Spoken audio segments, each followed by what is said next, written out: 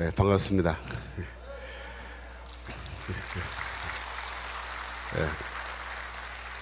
저는 이 다산에 살고 있어요.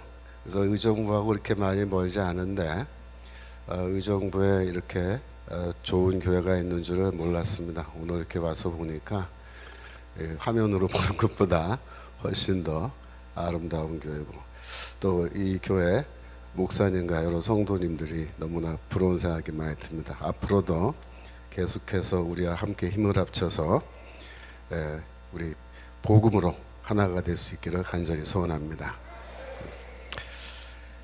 저는 지금 장로회 신학대학교에서 바울 신학 가르치는 신학성경 가르치는 교수로 있는 김초롱입니다.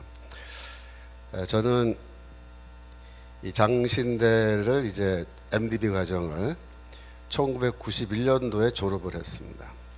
대학은 저는 서울대 사회학과 출신이고 81년도에 입학해서 소위 81학번, 그러니까 586 세대에 저도 속한 그런 사람입니다. 저는 학교 다닐 때 이런 좌파 사상에 깊이 빠져서 이렇게 공부를 했었고, 신학교 와서는 이제 좀 거리를 두고 있었습니다만은 제가 완전히 이 좌파 사상에서 벗어난 거는 미국에 유학 가서예요. 저는 1991년도에 이제 신학교 졸업하고 미국으로 가서 이제 공부를 시작했는데, 제가 미국에서 총 공부한 시간은 16년입니다. 그래서 제가 그 사이에 석사학위 2개 하고 박사학위 하고, 또 제가 LA에서 담임 목회도 한 3년 반 하고, 또 플러신학교에서 공부했는데 학교에서 직원으로 풀타임 직원으로도 제가 좀 일을 하고, 그래서 세월을 많이 보냈습니다.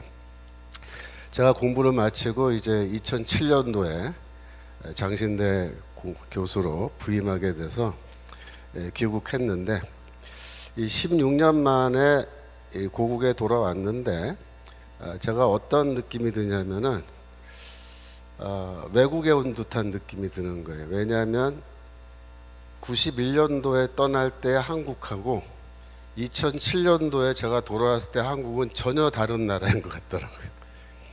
무슨 말이냐면은 저희 집사람이 하루는 저녁에 저한테 와서 뭐라 했냐면은, 여보, 우리나라가 좀 이상해, 그런 거예요. 우리나라가 왜 이러지? 막 이래요.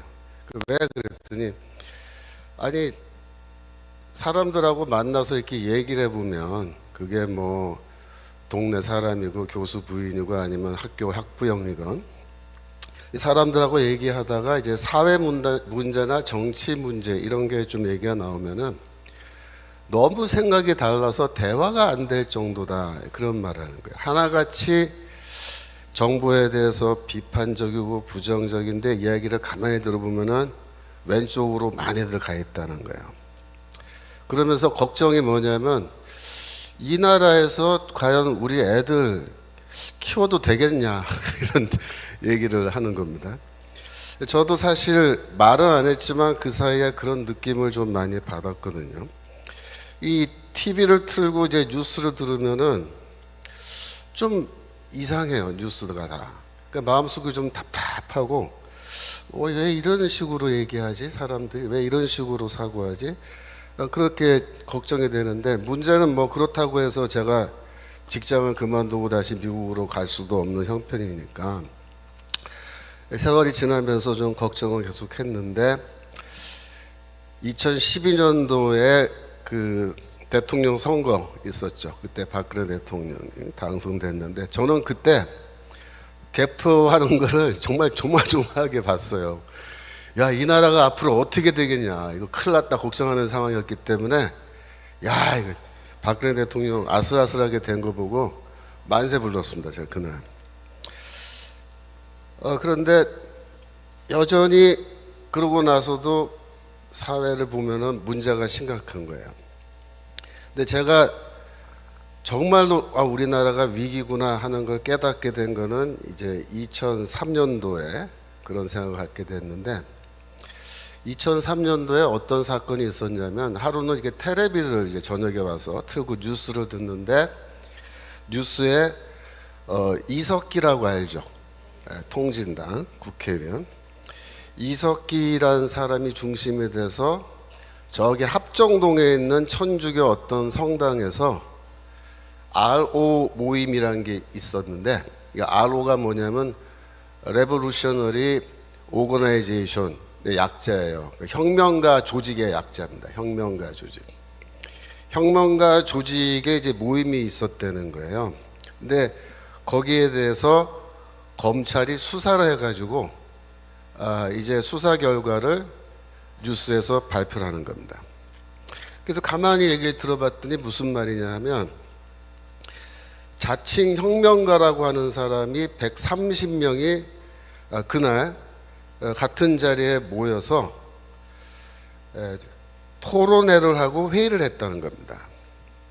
그러니까 토론과 회의의 주제가 뭐냐면은 남조선 해방의 혁명적 상황이 발생했을 때, 이렇게 그래요. 남조선에서 혁명적 상황이 발생했을 때 우리 RO 조직원들, 우리 혁명가들은 어떻게 행동해야 되느냐라는 주제를 놓고 이분들이 토론을 했는데, 이분들이 다 얼굴을 다 맞대고, 이런 식으로 공개적으로 얼굴과 얼굴을 맞대고, 그 다음에 더 중요한 건 뭐냐면 실명으로 자기의 이름을 다 까발리고 이렇게 회의를 했다라는 겁니다. 저는 과거에 제가 학생운동이나 뭐 좌파운동 제가 이렇게 할 때 어떤 훈련을 받았냐면은, 사람과 조직 활동을 할 때 사람과 사람을 만날 때 절대로 실명을 사용하지 않습니다. 다 가명을 쓰게 돼 있어요. 저도 그 당시에 쓰던 가명이 있어요. 그래서 자기 소개할 때 다 가명을 씁니다. 그 다음에 서로에게 개인적인 사안, 어디 사느냐, 형제가 어떻게 되느냐, 뭐 고향이 어디냐, 이런 거는 절대 못 묻도록 그렇게 교육을 다 받습니다. 왜냐하면 상대방을, 우리 같은 조직원인데 구체적으로 알면 나중에 제가 검거되거나 그 사람이 검거됐을 때 나에 대한 정보를 알고 있으면 나도 위험하기 때문에 서로 보안 유지라 그래요. 보안을 지키기 위해서 실명도 안 쓰고 가명 쓰고 서로 모여서 얘기할 때 소위 말해서 사업 얘기, 혁명에 대한 이 얘기만 하지 사업 얘기 외에 다른 얘기는 절대 안 합니다. 만약에 개인적으로 뭐 고향 어디냐 그렇게 물으면요, 곧바로 너 왜 그거 왜 묻냐, 바로 이제 고발 들어가면 자비판 해야 돼. 자비판. 그리고 2명, 3명까지는 괜찮아요. 내가 1대1로 만나거나 2대1로 만난 것까지는 괜찮은데 4명, 5명, 6명으로 모임이 커지면 위험하다고 얘기합니다. 그래서 절대로 여러 명이 모이지 않습니다. 철저하게 1대1, 그게 점조직이라는 거예요. 그래서 서로 만날 때도 위쪽에서 소개해서 만나지 아는 사람끼리 안 만나요. 그렇게 훈련을 받습니다. 심지어 도로를 걸어갈 때 버스가 이쪽에서 오잖아요. 그럼 내가 버스가 오는 쪽을 바라보고 걸어가도 안 된다라고 훈련을 받습니다. 왜냐하면 거기에 만약에 뭐 경찰이라든가 이런 사람이 타고 있는데 만약에 내 얼굴을 이렇게 알아가지고 내가 수배가 됐을 때 내 얼굴이 바로 보인다. 그러니까 길을 다닐 때는 항상 버스가 진행하는, 차가 진행하는 방향으로 그렇게 길을 걸어 다니도록 그렇게 훈련을 받은 거예요. 이런 식의 활동을 하는 게 누구냐? 이게 혁명가라고 하는 사람들이 다 이런 훈련을 받는 겁니다. 근데 제가 이제 그날 뉴스를 보는데 이 혁명가들이 130명이라는 인간들이 한 자리에 모였는데 실명으로 해요. 실명. 가명도 아니고. 이렇게 모이는 거는요, 이거는 소위 말해서 해당 행위라 그래요. 해당. 당을 위태롭게 하는 행위로 해서 곧바로 이거는 막 큰일 나는 사안인데요. 이석기와 그 혁명가 조직이라는 사람들은 그날 그렇게 모였다는 거죠. 제가 그걸 보고 충격을 받았습니다. 왜 충격을 받았냐면 이 혁명적 시기라는 거에 대해서 항상 그 시기 정세 판단이라는 걸 해요. 그래서 아예 정세 판단하는 팀이 있습니다. 그 사람들은 지금이 어떤 시기인지 전문적으로 연구하고 판단을 해요. 근데 쉽게 말하면은 이 혁명에 만조기와 간조기가 있다 이렇게 얘기합니다. 그러니까 밀물이 들어올 때와 밀물이 빠질 때, 그죠? 파도가 물이 빠질 때. 그러니까 간조기에는 어떻게 하냐면 다 우리가 지하로 들어가야 된다. 철저하게 신부를 감추고 활동해야 된다. 그럼 혁명의 만조기, 물이 이렇게 차올랐어요. 그럼 어떻게 되느냐? 그때는 바깥으로 나와서 공개적으로 활동해도 괜찮다 이렇게 얘기합니다. 그러나 그 당시에는 80년대에는 우리가 다 간족이라고 생각했기 때문에 이렇게 공개적으로 이런 모임을 하거나 그런 거 절대 하면 안 되는 금기사항이었는데 몇 년도요? 2013년도입니다. 2013년도에는 이 혁명가 조직들이 어떻게 판단했냐면 지금은 만족이라고 판단합니다. 만족, 혁명의 만족. 이제 때가 무르익었다 이거예요. 드디어 이제 추수할 때가 왔다 이거예요. 그래서 이제는 실명을 다 내놓고 여기 명찰 다 붙이고 쉽게 말하면 얼굴과 얼굴 그동안 점조직으로 얼굴도 못 보던 사람들 네가 거기 있었어? 네가 너였어? 그러면서 네?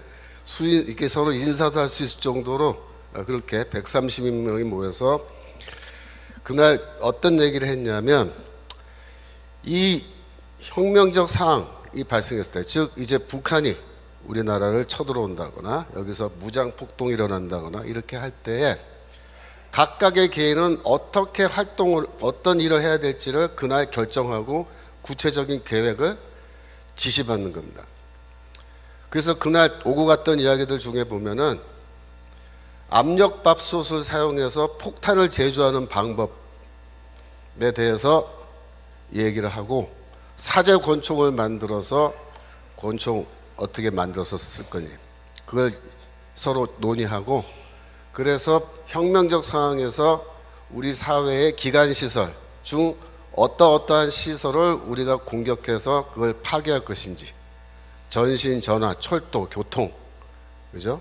그 다음에 에너지 창고, 기름 들어있는 거, 유리 보관소, 이런 거, 발전소, 이걸 어떻게 공격할 것인지 임무 분담을 다 한 겁니다.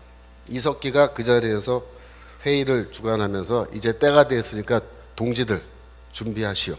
이렇게 한 겁니다. 근데 그날 다행히 어떤 한 명의 사람이 거기 들어가서 모든 회의 내용을 녹음했습니다. 그래가지고 그걸 이제 검찰에 넘어가서 그게 증거 자료가 돼가지고 이 사람들이 박수 다 이제 수사를 받고 그래서 결국 어떻게 됐습니까? 2014년도에 이 통진당 자체가 해산되게 된 거죠. 근데 그때까지 2012년도에 국회의원 선거에서 통진당 국회의원들이 국회에 들어가고 국회의원 배지 달고 그 아로 조직 회의하고 그죠? 이렇게 하면서 이 사람들이 국가의 그 세금 그죠? 그걸로 세비 다 받으면서 뭐예요? 반역행위 한 거다. 반역행위. 제가 그걸 보면서 13년이면 딱 지금부터 그 저기 10년 전이죠. 딱 10년 전 이야기인데 그날 저는 이렇게 응접실에 앉아서 TV 뉴스 보면서 제가 사과를 먹고 있었는데 먹다가 사과를 떨어뜨렸어요. 너무 놀래가지고 야 큰일 났다 큰일 났다. 얘네들이 지금 정세 판단을 했는데 이제는 때가 무르익어서 이제 봉기를 해야 될 때가 됐다고 스스로 판단할 정도면 이게 심각한 거다. 근데 제가 이제 퀘스천이 뭐냐면 그 사람들의 정세 판단이 정확했느냐 아니면 부정확했느냐 그 질문입니다. 어땠을 것 같습니까? 저는 그 사람들의 정세 판단이 매우 정확했다고 봅니다. 그래서 저는 그 순간에 소름이 확 끼치면서 큰일 났다. 큰일 났다. 야, 이제 우리 잘못하면 죽겠구나. 제가 그때부터 위기의식을 가지고 제가 그때부터 조금씩 이제 사회 문제를 더 깊이 있게 보고 그러다 보니까 제가 오늘날 이렇게 마이크 들고 이 자리에 서게 된 거예요.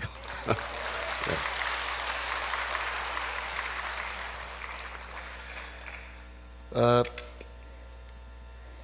그 당시에 안철수 의원이 뭐 이런 말 했어요.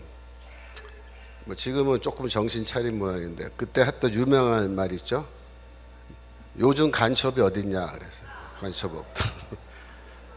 저는 그 말이 부분적으로 맞다 이렇게 생각합니다. 왜? 오늘날 난파 간첩이 어디 있냐 라는 뜻으로 해석하면 그 말이 맞아요. 예, 요새는 뭐 그때 이후로 난파 간첩 굳이 보내지 않아도 그죠? 남쪽에서 자생적으로 생겨난 이 공산주의자들이 스스로 알아서 북파 간첩들보다 더 열심히 일들을 하고 있기 때문에 뭐 남조선에 간첩 보낼 필요가 있냐. 북조선의 그 북쪽의 공화국에 충성하는 사람들이 이렇게 국회의원 배지까지 달고 있는데 뭐 하려고 우리가 애써서 간첩을 보내야 되느냐라는 말로 해석하면 그 말이 정확한 거예요. 이런 모든 문제가 어떻게 해서 생겨났느냐 제가 조금 설명을 드리면, 제가 81년도에 입학할 때만 해도 학생운동이 이렇게 뭐 주체사상 이런 거에 휩쓸려서 그게 나가지 않았어요. 제가 사실 학생운동 뭐 그런 거 하다가 학교에서 어느 날 정학을 시킨 거예요. 그러니까 그때는 뭐냐면은 강제로 군대 보내기 위해서 휴학을 시켜요. 휴학. 근데 실제로 그 정학이죠. 그러니까 본인의 의사를 물어보지 않고 어느 날 갑자기 학교에서 강제로 휴학을 시켜버리면요, 일주일 만에 영장이 나옵니다. 신체 검사 받으러 오라고 통지를 갔는데요, 가니까 너는 신체 검사 받을 필요가 없다고 저쪽에 서 있으라 하더라고. 그리고 나중에 그냥 가라야 통과됐다고 신체 검사. 그래서 그걸 지도 휴학이라고 해요. 지도 휴학. 그때는 이제 좌익 활동하는 학생들 강제로 전방부대를 보냈어요. 저는 그래서 그때 전방부대 강원도 철원에 있는 3, 4단에 가서 제가 사병으로 복무를 했는데, 뭐 지금은 제가 감사하게 생각합니다. 그때 제가 철원에서 소총수로 훈련, 뭐 행군, 뭐 구보 이런 거 하도 세게 받아가지고 그때 제가 굉장히 건강해졌어요. 지금까지 그걸로 지금 건강 유지하는데, 군대를 85년에 제대하고 이제 학교로 이제 돌아오게 됐는데 85년 겨울입니다. 12월에 제가 제대해서 왔더니 친구들이 고생 많았다 그러면서 저한테 이거 좀 읽어보라고 책을 줘요. 그래서 이제 그 책을 받아가지고 성경책이 아니고 어떤 책을 줘, 문건. 그걸 받아서 이제 집에서 밤을 새면서 읽어봤습니다. 읽어봤더니 내용이 뭐냐 하면은 미국은 우리의 적이다 그 얘기예요. 그래서 그 문건을 뭐라 그러냐면 반제국주의 문건이라 그래요. 영어로 AI 문건이라 그래요. AI가 뭐예요? 요즘은 인공지능이잖아. 인공지능 AI가. 그 시대 86년도의 AI는 뭐냐면 엔타이 임페리얼리즘의 약자입니다. 반제국주의 문건. 그래서 이렇게 읽어보니까 다 사용하는 단어라든가 이런 표현이 남한에서 우리나라에서 쓰는 표현들이 아닌 게 많아요. 저는 처음에 이걸 누가 썼나, 이게 어디서 왔나, 아마도 조청년 쪽에서 들어온 게 아닌가 뭐 이런 생각했는데, 지금 생각해보면 그게 북한에서 온 건 맞습니다. 북한에서 온 거예요. 그래서 반제국주의 문서라고 왔는데 나중에 보니까 뭐야? 그 주체 사상과 관련된 북한의 문서인 거죠. 근데 그때 85년 겨울 86년 2월 달까지 방학이 있는데, 그때 당시에 서울대 운동권의 대부분의 조직에서 이 반제국주의 문서를 다 공부했습니다. 그래서 그때부터 우리의 적은 미국이고 우리의 투쟁은 반제국주의 투쟁이다. 그렇게 이제 노선이 딱 잡힌 거예요. 그게 누구의 입장입니까? 그게 바로 북한의 입장이란 말이에요. 그게.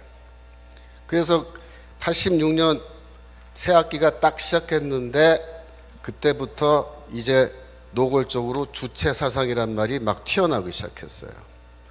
그리고 애들이 그때부터 대북 방송을 밤새도록 듣고 오고,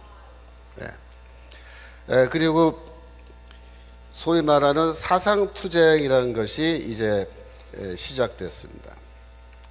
이 사상투쟁이 뭐냐면은 남조선 혁명을 어떻게 성공시킬 거냐, 그 전략과 전술에 대해서 토론하는 겁니다, 학생들이.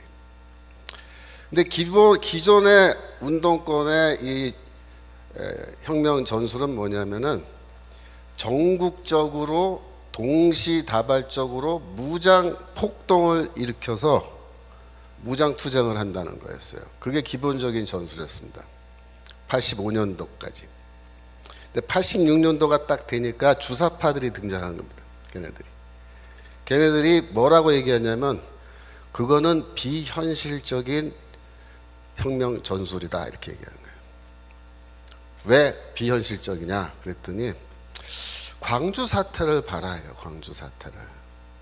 광주 사태 때 시민들이 무기고 털어서 무장을 하고, 무장 폭동 일으켜서 도시 자체를 다 점거했는데 정규군이 이렇게 반격을 해오고, 그 다음에 미군이 항공모함 같은 뭐 그런 거 보내고, 이래가지고 만약에 혁명적 상황에서 미군이 개입하고 정규군과 이렇게 전투를 하게 되면 무장 폭동을 해서 절대로 이길 수 없다, 이 얘기입니다. 그래서 그건 비현실적인 혁명 전술이다, 이렇게 비판을 하는 겁니다. 그래서 우리가 물었죠. 그러면 너희가 생각하는 현실적인 혁명 전술은 뭐냐? 근데 대답이 뭐라고 나오냐면 북조선에 있는 무력을 우리가 동원해야 된다, 이렇게 얘기해요. 북조선에 있는 무력을 동원해야 된다. 왜 북조선에 저렇게 좋은 무력이 있는데 그거를 우리가 활용하지 않고 남한의 이 비무장 세력들이 어떻게 무기고 털어가지고 그거 소총이나 하나씩 들고 말이야. 그래갖고 혁명 못 이긴다는 거예요. 북한에 있는 압도적 무력을 우리가 활용해야 된다. 그렇게 하기 위해서는 북조선 노동당과 긴밀히 협력하면서 우리가 혁명 사업을 진행해야 된다, 이렇게 이야기하는데, 제가 이 이야기를 2017년도에 저기 외신 기자회견을 하면서 이 얘기를 한번 했어요. 광화문에서. 그때 집회하면서. 그랬더니 신문에 제 이야기가 막 나오고 그러니까 저희 교단에 이 전라도 쪽 노회가 있어요. 거기 노회가 3개가 있는데 제가 광주 사태를 폄하하는 발언을 했다고 저를 징계하라고 우리 총회에 노회 헌의안이 올라갔어요.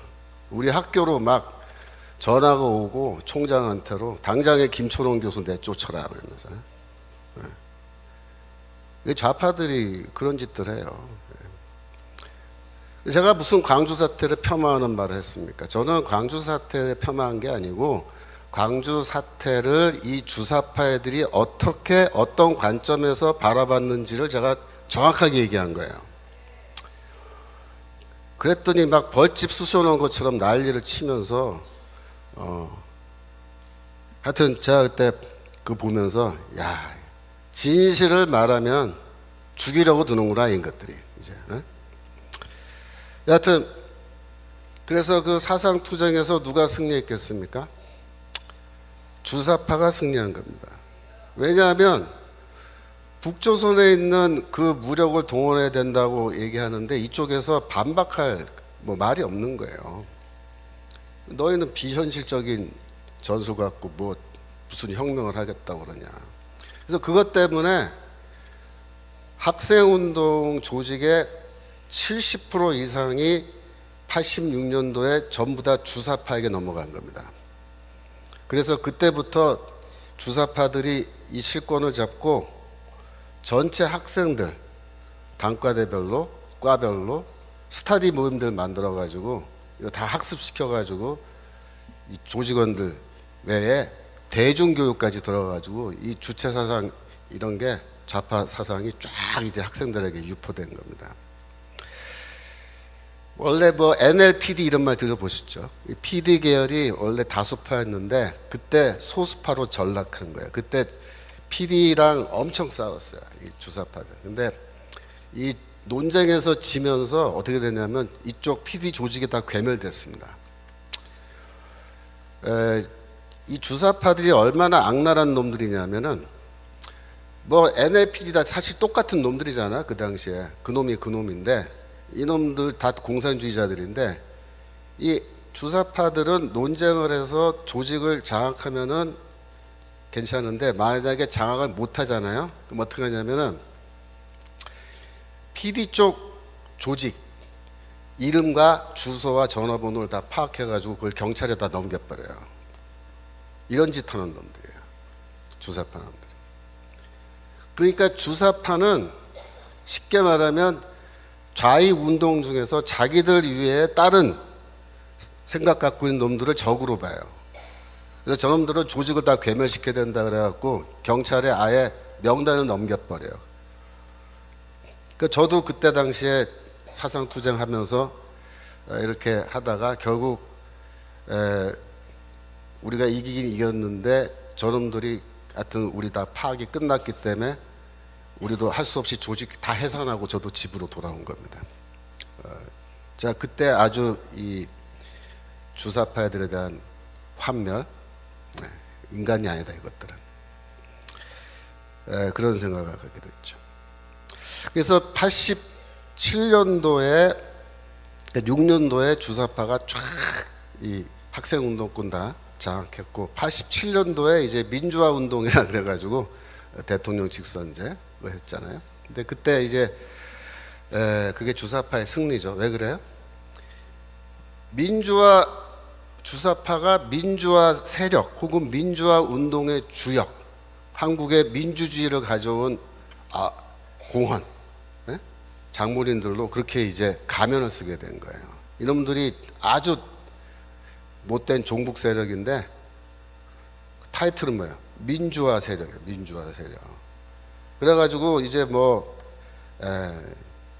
자기들이 공산주의 운동을 민주화 운동으로 둔갑을 시키는 거죠. 88년도가 되면 어떤 일이 벌어지냐면은 전국의 노동운동, 사회문화운동, 뭐 기독교 운동도 마찬가지, 좌파 기독교 운동, 몽땅 다 주사파가 접수합니다. 다 쳐들어가서 이 학번은 85, 86, 87 학번들이에요, 얘네들이. 근데 쳐들어가서 선배들 다 쫓아내는 겁니다. 사상투쟁하면서 다 나가라 이거, 나가라, 몰아내고. 그래갖고 제 나이 또래의 주사파가 아닌 친구들은 그때 노동 현장에 들어갔다가 다 쫓겨나서 나오고, 사회 운동단체 이런 데 들어갔다가 쫓겨나오고 갈 데가 없잖아요. 얘네들이 다 어디로 갔냐면 언론기관으로 갔습니다. 신문사, 방송국으로 다 가가지고 지금 그렇게 된 거예요. 그때 당시에 주사파의 대부라는 사람이 김영환이라는 사람인데, 이 사람이 이제 1991년도에 북한으로 잠수정을 타고 가서 김일성이를 만나고 옵니다. 이게 주사파의 지도자예요. 근데 이 사람이 아주 특이한 사람입니다. 제가 예전에 박근혜 대통령 시절에 사회 대통합위에서 대통합위원회라고 만들었는데 거기 분과에 그 이념 분과라고 있었어요.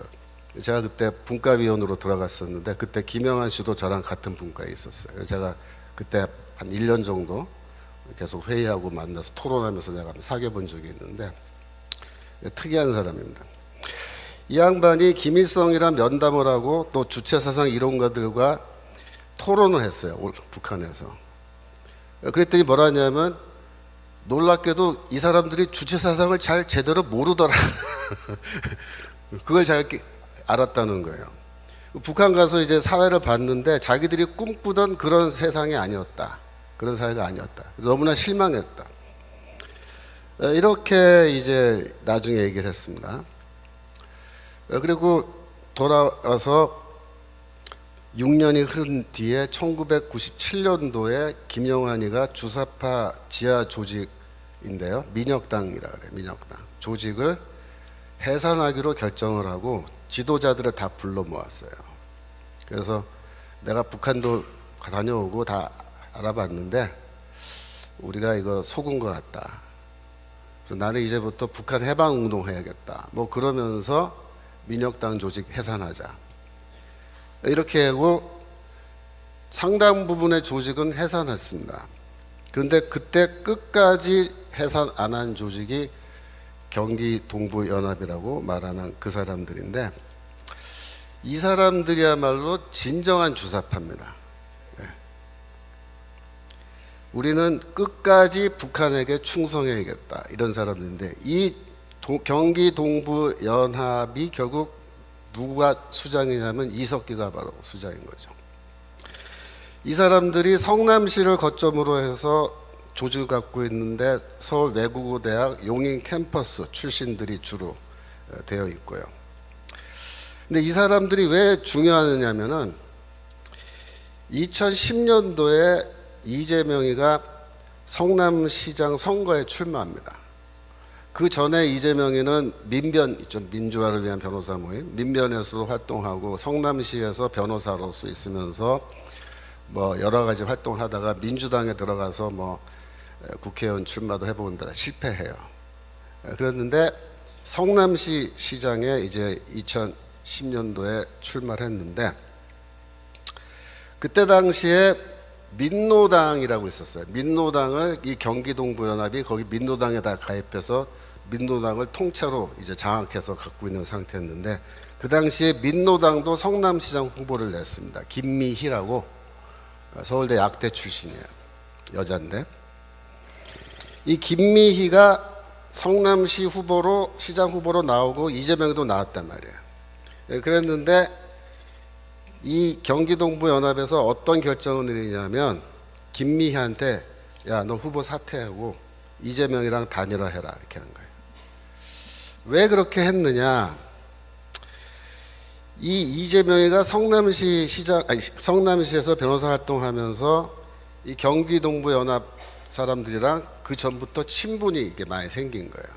특별히 그쪽 사람들이 법원에 재판받게 되면은 가서 자기가 변론도 해주고, 또 성남시에 여러 가지 그 위원회 모임 이런 게 있는데 거기서 같이 참여하고 이래가지고 관계가 가까워진 거예요. 그래서 경기동부연합 쪽에서 김미희한테 야, 너 후보 사퇴하고 이재명 지지하자 우리가. 그래서 이재명이를 성남시장 만들자, 그렇게 된 거예요. 그래서 그 전번에는 떨어졌는데 이번엔 당선한 거예요. 2010년입니다. 그때 당시에 이재명의 성남시 시장 그 인수위원회 명단이 있어요.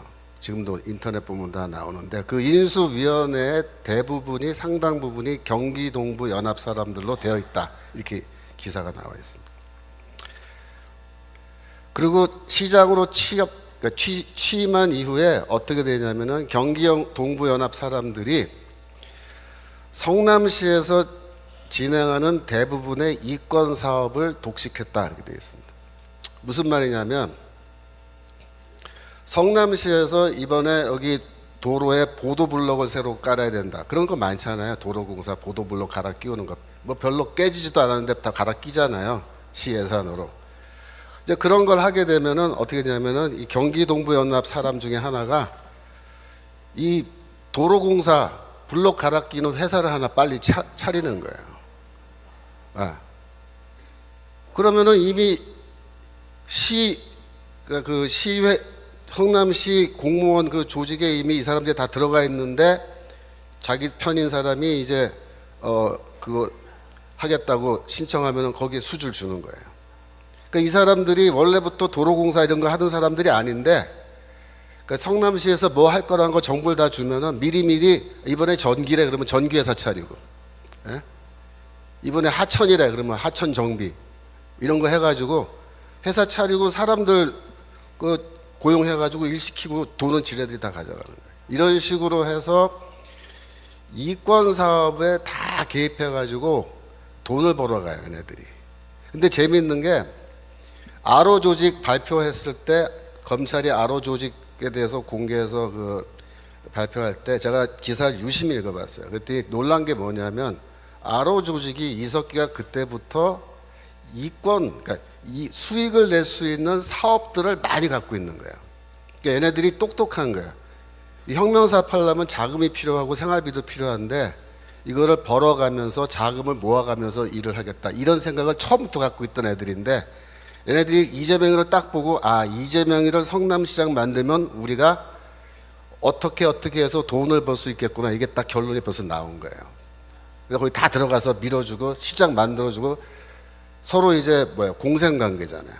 그러니까 이재명이는 어떻게 밀어주죠. 이 사람들은 한편으로는 돈을 막 버는데 이게 한두 푼이 아닙니다. 그래서 그 맛을 본 거예요. 맛을 봤는데, 물론 2012년에 이제 19대 국회 때 통진당이 국회의원으로 쫙 들어가고 그랬는데 14년도에 통진당 해산됐잖아요. 근데 우리는 그걸로 해서 통진당은 사라졌겠지 이렇게 생각했잖아요. 천만의 말씀입니다. 이 경기 동부연합과 이재명 사이의 그 연대는요 더 견고해진 거예요. 그때부터 2018년도에 이재명이가 경기도 도지사에 출마해서 도지사에 당선됩니다. 그때 1등 공신이 누구 것 같아요? 경기 동부연합이에요. 경기 동부. 그래서 이재명이가 이번에 경기도 도지사를 하니까 여러분 생각을 해보세요. 성남시에서 해먹었던 게 경험과 노하우가 이제 축적됐잖아요. 근데 이게 경기도가 사이즈가 얼마나 큽니까? 성남시 사이즈랑 경기도 사이즈는 이거는 비교가 안 되잖아요. 그러니까 얘네들이 이번에는 경기도에서 해먹기 시작한 거예요. 많이 해먹었을 겁니다. 조사해보면 다 나오겠지만 제가 보기에 어마어마하게 해먹었는데, 왜냐하면 그 중에 하나, 딱 하나만 예를 들게요. 대장동 하나만 얘기해 보자고요. 대장동 사건이란 거는요, 굉장히 복잡하게 되어 있는 것 같지만 본질은 간단해요. 그 대장동 택지 개발하고 아파트 짓고 그거 개발해서 생기는 수익을, 어마어마한 수익을 누가 먹었느냐, 그게 이제 대장동 사건의 핵심이에요. 그런데 첫 번째 그 개발할 때 그 돈을 빌려준 투자 은행들 있죠. 은행들은 많이 못 가져갔어요.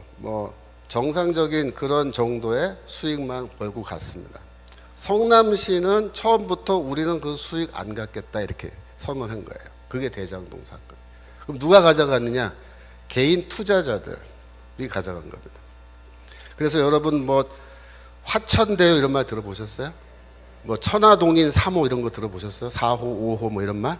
이게 다 개인 투자자들 모임 만든 건데, 예를 들어서 화천대유에서 3억 5천만 원을 투자한 사람이 얼마 벌어갔을 것 같습니까? 3억 5천. 예를 들어서 4억이라고 치고 4억 몇십억이요? 그러니까 여러분들이 순진하신 거예요. 그 단위가 틀려요. 400억이요? 그러니까 순진하신 거예요. 얼마 해먹었냐면 8천억 가져갔습니다. 여러분 4억 넣어서 8천억 가져가면요, 이거 어마어마한 거 아닙니까? 네. 천화동인 3호, 이 사람은 돈이 좀 없었나 봐요. 872만 원 투자했습니다. 1,000만 원이 안 되잖아요. 얼마 벌어갔을 것 같아요? 1,000만 원 넣고, 예? 2천억이요? 2천억은 너무 심했다. 101억 벌어갔습니다. 101억. 1,000만 원 넣어서 1억을 벌어가도 10배잖아요. 예? 10억 벌어가면 100배고, 근데 100억 벌어갔으니까 1000배. 투자해서 수익률 1000배. 여러분 이해되세요? 이게 대장동이에요. 자, 무슨 말이냐면 성남시에서 해먹고 경기도에서 이제 해먹는데 우리는 모르는 거예요. 뭐 어디서 얼마큼 해먹었는지 이 경기동부연합 애들이. 그런데 이거 딱 터지고 나서 제가 딱 들여다보니까 8천억이고 뭐 이러면요 조금만 더 해먹으면 1조잖아요. 1조. 네? 그러니까 이 경기동부연합 애들이 이제 통이 커져가지고 이제 해먹으면은요 한 1조 정도 해먹는데 이게 다 뭐냐면요 혁명자금입니다. 좋은 말로 정치자금이 되겠지만 이재명의 경기동부연합 입장에서 혁명자금이에요. 이거. 그래서 이 돈을 지금 누가 갖고 있는지 이제 파악이 안 되는 거예요. 검찰이 지금 수사를 하고 있는지 안 하는지 모르겠는데 이게 지금 누가 이 돈을 다 갖고 있고 어디에서 지금 어떤 용도로 지금 썼고 얼마가 남아있는지 파악이 돼야 되는데 이게 지금 오리무중이죠. 이 대장동 사건 터지면서 어떤 사람들 이름이 튀어나왔냐면은 뭐 권순일 대법관 뭐 아세요? 권순일 대법관, 박영수 전 특별검사, 박근혜 대통령 수사에서 감옥에 집어넣은 놈이죠. 김순환 전 검찰총장, 강찬우 전 수험지검장 이런 사람들의 이름이 막 튀어나오죠, 그죠? 뭐 국회의원들 이름도 막 튀어나오고 다 뭐냐면 돈 받은 사람들이야. 근데 이 사람들한테 이제 돈을 줬는데 법조계에도 주고 정치계에도 주고 이제 돈을 막 뿌린 거예요. 그러니까 생각해 보세요. 8천억 1조 가량 돈이 있으면요. 돈 뿌리는 거 이거는 뭐 저기 그렇게 어렵지 않잖아요. 이게 보험금이라 하잖아요. 보험금. 그래갖고 법조계 판사 검사들한테 쫙 돈을 뿌려 놓은 거예요. 이미. 제가 보기에는요. 이 이름 나온 사람들은 뭐 한 사람들이냐면 심부름한 사람들이에요. 자기들이 돈 받고 끝난 게 아니고 이 사람들은 심부름한 사람이고 심부름 값으로 얼마 받은 거예요. 얘네들을 통해서 또 누구한테 얼마가 갔는지는 몰라요. 지금 수사를 해봐야 하는 거예요. 그러니까 이재명이가 법정에 끌려가도 겁을 안 내는 거예요. 예. 뭐 겁나요. 다 나한테 돈 받은 놈들인데. 어이 다 아는 놈들이구만 그러는 거예요. 와서 보니까. 그러니까 이 판결이 그렇게 나오는 거예요, 지금. 그래서 지금 지난번 대통령 선거에서 이제 이재명이 물론 간발의 차이로 졌습니다만은 이 경기동부연합과 이재명은 얘네들은 이걸 패배라고 보지 않아요. 네, 절대로. 얘네들은 지금 우리가 한 발 후퇴했지만 2보 전진하면 된다 이렇게 생각하는 애들입니다. 지금 현재 민주당은요 이재명이 꽉 쥐고 있어요. 그 당권파라 그러잖아요. 당권파, 이재명파 누굴까요? 경기동부연합 사람들입니다. 그러니까 지금 이재명이 그저께 뉴스 보니까 인재위원장이 됐대요. 자기가 스스로 인재위원장으로 자기를 임명했대요. 그래서 민주당에 왜 인재위원장이 생겼냐면 내년도 국회의원 공천 때문에 이게 생긴 겁니다. 왜? 새로운 인재를 국회의원으로 공천 줘서 이제 당선시켜야 된다 이거죠. 그러니까 이재명이가 내가 인재위원장 하겠다라고 할 때 그 뜻은 뭐예요? 공천은 내가 하겠다예요.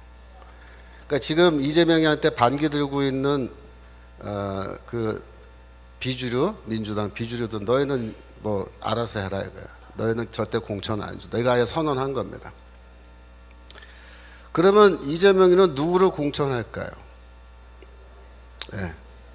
그동안 자기를 성남시장 만들어주고 경기도 도지사 만들어주고 앞으로 나를 대통령 만들어줄 사람들 누굽니까? 진짜 주사파, 진짜 찐, 진짜 주사파인 이 경기동부연합 계열의 사람들을 분명히 공천할 겁니다. 근데 문제는 뭐냐면 이 사람들이 예전부터 이 지하 조직으로 이렇게 다 엮여 있는 사람들이기 때문에 이제 공천을 누구 주는데 누가 누구인지 잘 몰라요, 우리가.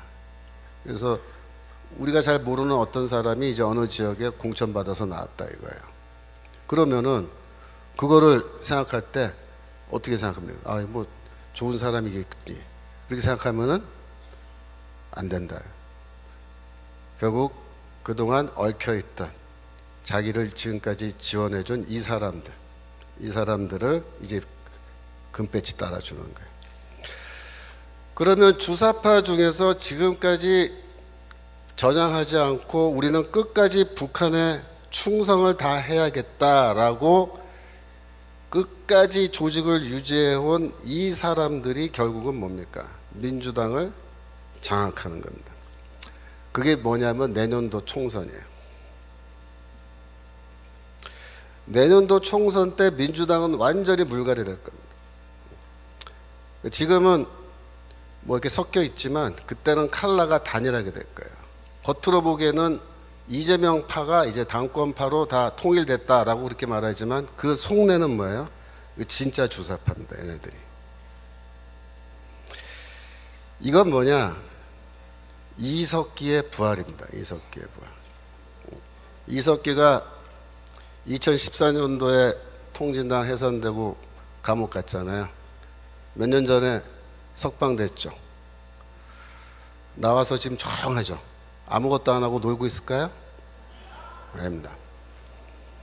다 작전 계획 짜고 다 명령하고 이거 다 지금 조직이 활발하게 움직이고 있는데 얘네들이 어마어마한 돈까지 이제 정치 자금까지 다 확보했기 때문에 얘네들이 할 수 없는 일이 없어요. 네, 그게 지금 제일 심각한 문제입니다. 그래서 대통령 선거가 27년도에 예정되어 있는데 내년도에 민주당이 200석을 장악하고 이러면은 이제 윤석열 정부는 완전히 식물 정권 돼버린 거죠. 그러고 나서 이제 27년도에 가서 대통령 선거할 때 후보를 낼 텐데 뭐 이재명은 어차피 지금 이석기 아바타입니다. 그러니까 이재명이를 뭐 이렇게 해서 뭐 감옥에 집어넣어도 사실은요 큰 변화는 없어요. 왜냐하면은 이재명이 구속돼서 들어가면 또 다른 이석기의 아바타가 이제 등장하는 거예요. 그래서 얘네들이 이제 대통령 선거해서 만약에 그쪽 후보가 대통령으로 당선되면 제가 보기에는 그 순간 대한민국은 끝입니다. 그걸로 끝난 거예요. 생각해 보세요. 이석기가 대통령 된다고 생각해 보세요. 그럼 끝난 거예요. 그래서 내년도 국회의원 선거가 중요하다 그렇게 말씀드린 겁니다. 정광 목사님께서 그냥 목 놓아서 부르짖는 거. 내년도 우리가 꼭 200석 해야 된다. 왜 200석을 해야 되죠? 이러한 어마어마한 지금 무서운 일들이 우리 눈에 보이지 않지만 이게 진행되고 있단 말이에요. 그래서 내년도에 200석을 못하면 어떻게 되느냐? 윤석열 정부가 하고 싶은 거 아무것도 못해요. 그러니까 200석을 우리가 넘게 해줘서 어떻게든 저놈들을 밟아놔야 윤석열 대통령이 그나마 지금 하고 싶은 걸 막 한단 말이야. 그러면 그만큼 우리 대한민국의 미래가 조금 더 안정적으로 간 거예요. 정광 목사님께서 지난번 대통령 선거를 평가하면서 하나님이 우리를 사랑해 주시고 우리가 눈물 흘리면서 기도하고 과문에 나가서 그 추운 겨울에 그 고생하면서 집회하고 이래가지고 하나님이 우리 대한민국의 생명을 5년 더 연장해 주셨다 이렇게 얘기하죠. 그게 정확한 얘기입니다. 5년 연장된 겁니다. 우리가 완전히 구원받은 게 아니에요. 그래서 5년 시간도 주셨는데 이 5년 동안에 우리가 어떻게 하느냐에 따라서 대한민국의 미래가 이제 향방이 결정되는데 우리가 지금 굉장히 중요한 시점입니다. 내년도 4월까지 몇 달 남았습니까? 반년도 안 남았죠. 이 반년도 안 되는 이 기간 동안에 뭐다? 대한민국의 운명이 결정된다. 지금 이렇게 우리가 넋놓고 있으면 안 된다. 그 자유마을 조직이 중요하고, 그죠? 계속해서 우리가 이 사람들을 모으고 조직하고, 그래서 결국 내년에는 표싸움으로 가야 되는데 어떻게 우리가 전략을 짜고 할 건지는 이제 전 목사님이 다 알아서 전략을 짜시겠지만, 우리는 하여튼 지휘하는 방침에 따라서 그쪽으로 표가 많이 나오게끔 지금 이 얘기를 준비를 해야 된다 이겁니다. 그래서 지금 우리가 다시 한번 우리의 현재 상황을 이렇게 지나간 역사를 되짚으면서 생각을 해보면,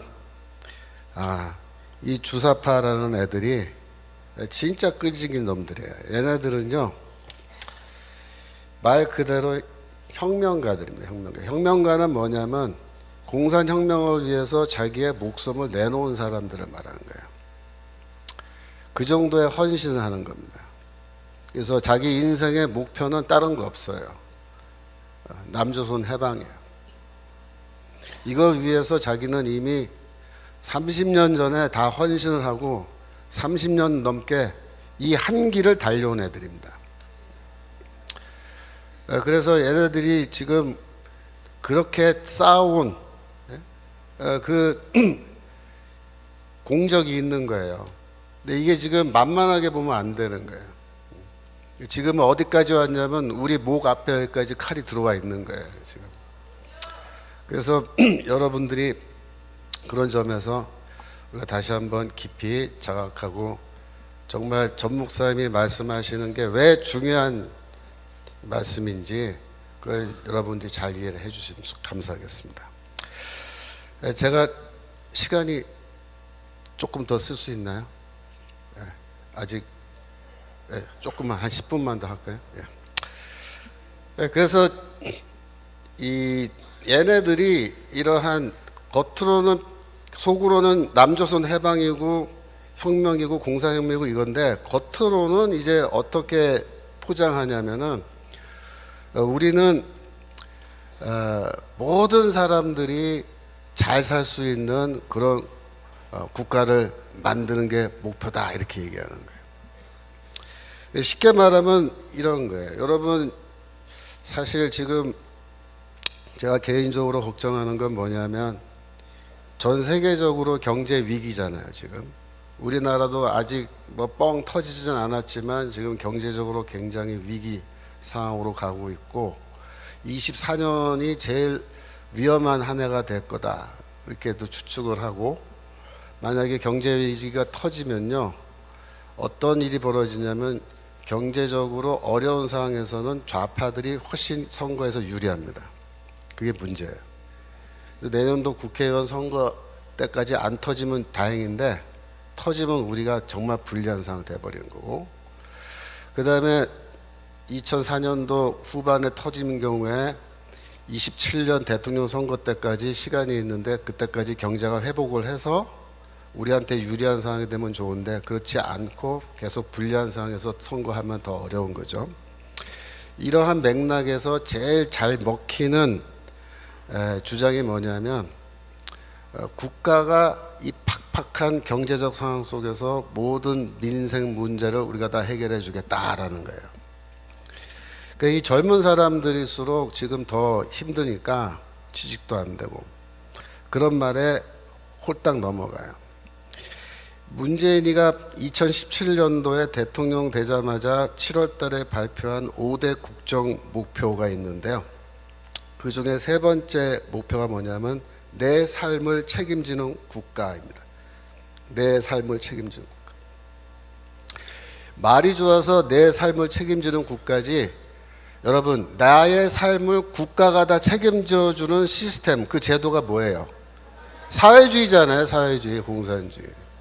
공산주의 하겠다는 얘기를 이렇게 멋지게 내 삶을 책임져주는 국가 이렇게 하는 거예요.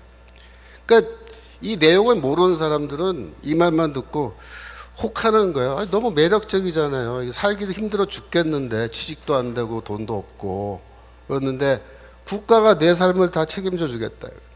내가 너 먹을 거 입을 거 이 집 그죠? 다 책임져 주고 너 저기 취직도 국가에서 시켜주고 그죠? 사회주의 국가는요 원래 완전 고용입니다. 100%. 얼마나 좋아요. 이 성경 말씀에 마태복음 6장 34절에 너희는 내일 일을 염려하지 말라라고 이제 주께서 말씀하셨는데, 이게 아이러니인 거예요. 이 국가가 모든 걸 다 책임져 줄 테니까 너희는 염려하지 말고 편안하게 살아라. 내 말만 잘 들으면서 그렇게 얘기하는 건데, 이러한 핑크빛 미래를 이렇게 청사진으로 보여주면요 다 거기에 속아 넘어가는 거예요. 여러분, 이때 국가가 내 삶을 책임져 주겠다 할 때 국가는요 이게 메시아예요. 메시아. 예? 여러분, 메시아는 누구예요? 예수 그리스도가 메시아입니다. 예수 그리스도가 우리의 구원자이신데, 이 자식들은 국가가 너희를 구원해 줄 메시아다 이렇게 얘기해요. 그래서 이 사회주의 국가는요 국가가 메시아니까 국가의 최고 지도자가 뭐가 되냐면 우상이 되는 거예요. 우상. 왜? 이분이 우리를 다 먹여주고 살게 해주니까. 최고 지도자가 나에게 밥도 주니까. 나 밥 주니까 누구야? 어버이 수령이에요. 어버이 수령. 예? 그래서 국가가 모든 걸 책임져 주고 이렇게 할 테니까 우리 뽑아라 이거야. 우리한테 표 달라 이거야. 그런데 여러분, 국가가요 모든 국민의 삶을 다 책임져 주고 이렇게 하려면요 어떻게 되냐면, 세금 걷어서는 먹여 살리지 못해요. 세금으로. 생각해 보세요. 전 국민을 먹여 살려야 되는데 세금 갖고 되겠습니까? 그러니까 이걸 하려면 어떻게 되냐면 국가의 모든 생산 시설을 국유화해야 되는 거예요. 그 공산사회는 다 국유화하잖아요. 그래서 공산주의 국가에는요 세금이 없어요. 공산국가에는 세금 없습니다, 여러분. 이거 민주주의 국가에 세금 내는 거예요. 그리고 모든 걸 다 국유화하고 토지도 국유화하고, 그죠? 근데 말은 좋아요. 공동소유래. 그걸 또 공동소유. 공동소유는 무슨 공동소유예요? 예? 이렇게 해놓고 지네들이 또 다 헤쳐먹을 거면서. 그래서 국가가 만능의 권력과 권한을 가져야 또 먹여 살릴 수 있다. 이래가지고 입법부, 사법부는 필요 없어요. 행정부가 더 우위에 있는 강력한 권력을 가져야 돼요. 무제한의 권력이죠. 그 다음에 일반 시민들은 자유를 포기해야 됩니다. 자유. 왜? 국가가 다 먹여주고 살려주는 대신에 내 말 들어야 돼요. 내 말. 국가에 반항하고 이렇게 하면 어떻게 돼요? 너는 필요 없다. 수용소 보내버린다. 이렇게 되는 거예요. 그래서 전체주의 이 정부로 나가는데, 성경 말씀 하나만 볼 수 있을까요? 예, 누가복음 16장 13절. 원래 제가 성경 전문가인데 오늘은 이제 성경 한 구절밖에. 누가복음 16장 13절. 예. 지파인이 두 주인을 섬길 수 없나니 혹 이를 미워하고 저를 사랑하고 혹 이를 중히 여기고 저를 경히 여길 것입니다. 너희가 하나님과 재물을 겸하여 섬길 수 없느니라. 아멘. 너희가 하나님과 재물을 겸하여 섬길 수 없다. 이 이야기에서 재물을 헬라어로 읽으면 맘모나스라는 단어예요. 그 말에서 맘모니즘이라는 단어가 생긴 겁니다. 맘모니즘 뭐예요? 재물을 섬기는 우상 숭배를 맘모니즘이라는 거예요. 제가 대학생 때 또 그 이후에 교회에서 어떻게 배웠냐면, 이 맘모니즘이 뭐냐, 구체적으로 우리 시대에 맘모니즘은 자본주의다 이렇게 가르쳤습니다. 그렇게 배웠습니다. 그래서 자본주의 시스템과 하나님을 섬기는, 제대로 섬기는 것, 이거는 양립 불가능하다. 그 무슨 말이에요? 자본주의 때려 부셔야 된다. 하나님을 제대로 섬기려면. 이렇게 배웠어요. 지금도 이렇게 가르치는 사람들이 수두룩합니다.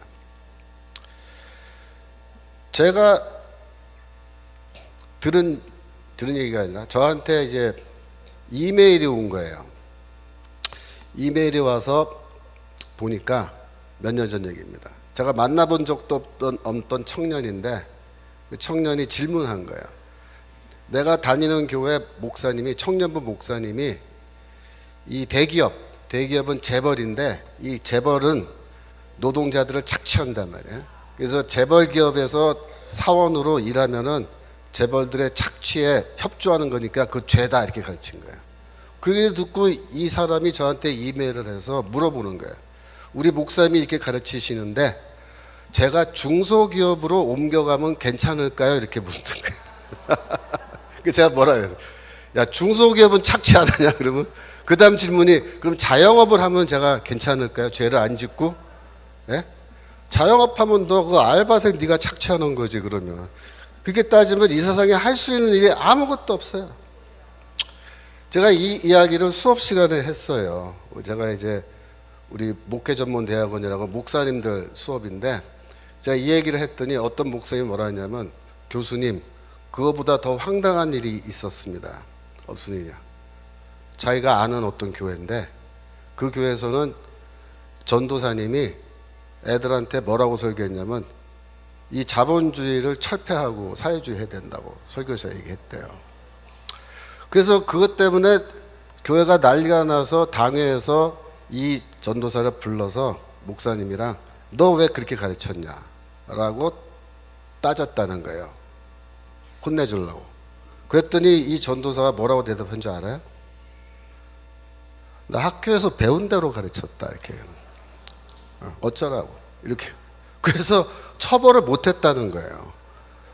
학교에서 그렇게 배웠으니까 그 문제 있으면 학교 가다 얘기해라. 왜 나한테 그러냐.